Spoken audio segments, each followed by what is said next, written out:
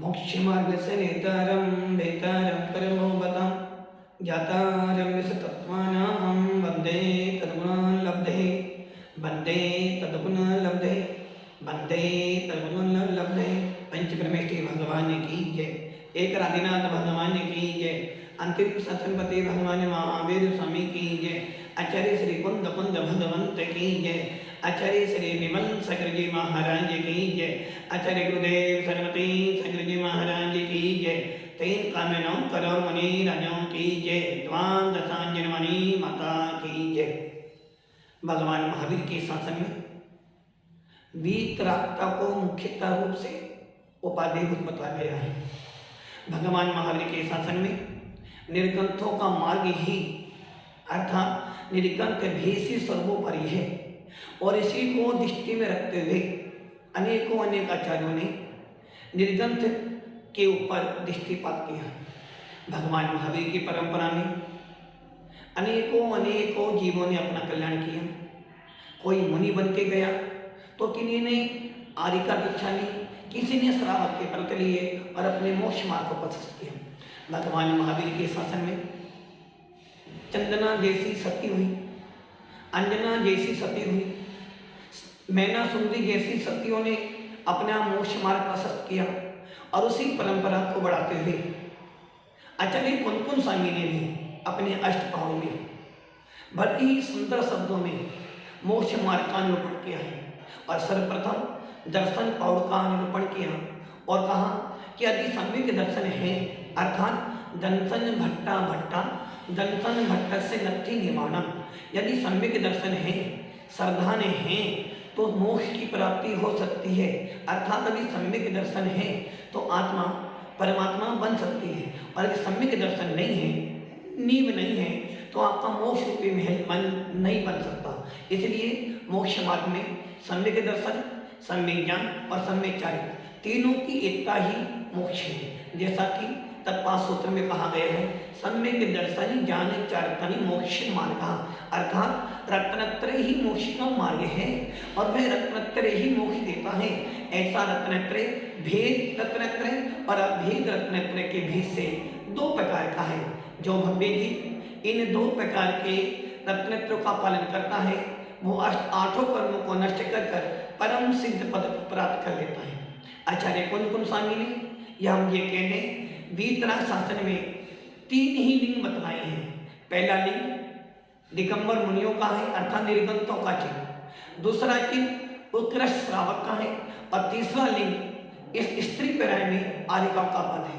अर्थात एक निर्गम साधु मोक्ष का सीधा साधन है, एक क्षुल्लक एलक परंपरा से मोक्ष साधना करते हैं और एक स्त्री पर्याय में जो आर्यिका का पद होता है। अर्थात स्त्री पर्याय में सबसे ऊंचा पद यदि कोई है तो वो आर्यिका का पद है। अर्थात इस पंचम गुण स्थान में असंख्यात भेद है। इस पंचम गुण स्थान के असंख्यात लोक प्रमाण लब्धि संयम लब्धि स्थान है और उस संयम लब्धि स्थान में सबसे उत्कृष्ट लब्धि स्थान आर्यिकाओं का आता है। जो आर्यिकाएं अपने संयम का अच्छी तरह से पालन करती हैं उनको उस पंचम गुण स्थान का सबसे उत्कृष्ट अवस्था प्राप्त हो जाती है। अर्थात कर्म कांड जीव कांड में चर्चा करते हुए लब्धि सार में चर्चा करते हुए आचार्य भगवंत नेमीचंद सिद्धांत चक्रवर्ती कहते हैं कि पंचम गुण स्थान का सबसे अंतिम संयम लब्धि स्थान आज भी इस स्त्री पर्याय में आर्यिकाएं प्राप्त कर सकते हैं। उसी संकला के अंदर देखे जाए तो आज अनेक आर्यिका हुई जिन्होंने अपना मोक्ष मार्ग प्रशस्त किया। उसी परंपरा को आगे चलाते हुए भगवान महावीर की परंपरा में और कुंद के शासन को जयवंत करते हुई एक ऐसी भी आर्यिका हुई जिन्होंने अपने जीवन को बचपन से ही संयम में ढाला।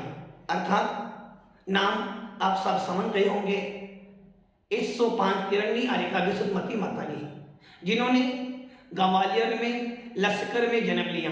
अर्थात 1949 में जन्म लिया और जन्म लेने के बाद मात्र छोटी सी उम्र में 14 वर्ष की उम्र में ही, जिस उम्र में बालक खेलता है, किंतु उनको वो पंक्ति याद आ गई, जिस पंक्ति को सुनने के बाद प्रत्येक मुमुक्षु का आत्मा अंदर से जागता है। बाल्यपने में जान न लयो, तरुण समय तरुणी रते रहो, अर्ध में तक समय धोड़ा पेनो, कैसे रूप लखो आपनो। उन माता जी ने मात्र 14 वर्ष की उम्र में ही, बाल अवस्था में, जिस अवस्था में खेल कूद के लिए आदमी मस्त रहता है, खाने पीने में मस्त रहता है, कि बाल अवस्था में ही उन्होंने 14 वर्ष की उम्र में ही आजीवन ब्रह्मचर्य व्रत धारण कर लिया और अपने आत्मा के अंदर रुचि बढ़ाई। और रुचि बढ़ाते बढ़ाते बढ़ाते 1970 में अर्थात 20 वर्ष की उम्र में ही उन्होंने इस स्त्री पर्याय का सबसे सर्व ऊंच पद, अर्थात जिस प्रकार भारत में सबसे ऊंचा पद कौन सा होता है, राष्ट्रपति का पद, अर्थात प्रथम नागरिक होता है, वैसे ही इस जैन शासन में, इस भगवान महावीर के वीतरा शासन में यदि स्त्रियों को सबसे ऊंचा पद कोई मिल सकता है तो वो पद है आर्यिका का पद। और माता जी ने 20 साल की उम्र में 1970 में आर्यिका के व्रत धारण कर लिए, और वो भी कहाँ पर, जिस शाश्वत क्षेत्र को हमारे तीर्थंकरों ने अपनी रज, अपने चरणों की रज से पावन किया, जिस पावन भूमि पर अनंत तीर्थंकरों ने मोक्ष प्राप्त किया, जिस पावन भूमि पर अनेक मुनियों ने साधना की, ऐसी ईसरी के अंदर, मधुबन के अंदर माता जी ने आर्यिका दीक्षा धारण कर ली। और परम पूज्य गिरनार गौरव आचार्य निर्मल सागर जी महाराज की निर्मल कांति को फैलाते हुए उन आर्यिका माता जी ने परम गुरुदेव से आर्यिका के महाव्रत लिए और अपनी साधना में लग गईं। माता जी की उम्र मात्र 75वां हीरक जयंती महोत्सव आज उनका बड़ी धूमधाम से बनारस में बनाया जा रहा है, जहाँ पर पारसनाथ भगवान, चंद्रप्रभु भगवान, सुपार्श्वनाथ भगवान, श्रेयांसनाथ भगवान ने अवतार लिया था। ऐसी पावन भूमि पर आज माता जी का हीरक जयंती महोत्सव बड़े धूमधाम से मनाया जा रहा है। अब आप ये विचार कर लो, 75 साल की उम्र में मात्र 14 वर्ष कम कर दो, 14 वर्ष की उम्र में ब्रह्मचारी व्रत ले लिया, आर्यिका बन गई और माता जी ने अपनी आत्मा की साधना करते हुए न्याय पढ़ा, सिद्धांत पढ़ा, अध्यात्म पढ़ा, प्रथमान योग पढ़ा, चारों अनुयोगों का अध्ययन किया और चारों अनुयोगों में सिद्धि प्राप्त की। अर्थात आज माता जी के पास में चारों अनुयोग का ज्ञान है और उस ज्ञान के बल पर माता जी ने अपने 75 सालों में से मात्र 20 वर्ष कम कर दें तो 55 साल की संयम की साधना, 55 साल का महाव्रतों का पालन, उस पंचम खान में ना जाने कितने सारे अनुभव सीखे होंगे, कितने सारे ऐसे अवसर भी आए होंगे जिन अवसरों पर सामना करने के लिए बहुत संघर्ष करना पड़ता है। माता जी ने भी वही सारा काम किया और माता जी के जीवन में ऐसे बहुत से संकट आए जिस समय उनको बहुत संघर्ष करना पड़ा, किंतु माता जी ने अपने संयम की भावना के बल पर, अपने भेद विज्ञान के बल पर, अपने रत्नत्रय की भावना के बल पर सारे अवसर परिश्रम को जीतते हुए आज अपने 75 साल का जीवन व्यतीत किया। इन 75 सालों का जीवन, उस 75 सालों के जीवन में ना जाने कितने भव्य जीवों को इस मोक्ष मार्ग पे लगाया। माता जी ने इन 75 साल के जीवन में से 55 साल में ना जाने कितने सारे शास्त्रों को लिखा, कितने विधान लिखे, कितने सिद्धांत शास्त्रों को लिपिबद्ध किया। ऐसी आर्यिका विशुद्धमती माता जी, जिनका आज बड़े गौरव से इस मोक्ष मार्ग के अंदर जिन्होंने अपने महाव्रत का पालन किया, ऐसी माता जी का आज हम लोग हीरक जयंती महोत्सव बड़ी धूमधाम से आदर से बना रहे हैं। भव्य आत्मा आर्यिका माता विशुद्धमती माता जी ने अभी 1 साल पहले, 2 साल पहले विचार किया कि अब मेरी उम्र धीरे धीरे ढल रही है, अब ये शरीर जिसको कुन कुन स्वामी ने पड़ोसी बताया है, नौकर बतलाया है, हे बतलाया है। ऐसा जो शरीर जिसके माध्यम से हमने संयम का पालन किया, ये शरीर के माध्यम से साधना की जाती है, किंतु जब ये शरीर अपना साथ ना दे हो तो हर मनुष्य का काम होता है कि वो समाधि की ओर बढ़ता है। माता जी ने भी जब ये देखा ये शरीर मेरा साथ नहीं दे रहा है तो माता जी ने सबसे पहले एक मार्ग चुना। उन्होंने हमारे पास समाचार भेजा, अब हमें क्या करना चाहिए। हमने क्या, माता जी अब आपको लगता है कि शरीर आपका साथ नहीं दे रहा है तो सबसे पहले आपको अपनी आदि व्याधि उपाधियों में समता रखनी पड़ेगी। अब आपको अपनी आत्मा में उतरना पड़ेगा।